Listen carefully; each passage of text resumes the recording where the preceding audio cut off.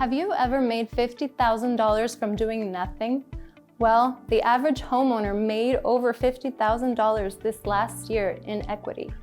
And today, I'm going to go over the 3 things you should do before you consider signing another lease. Number 1, building wealth.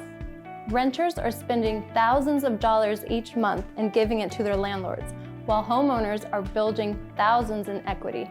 Rents have increased year by year, but if you buy a home with a fixed mortgage rate, your payments will stay the same month after month.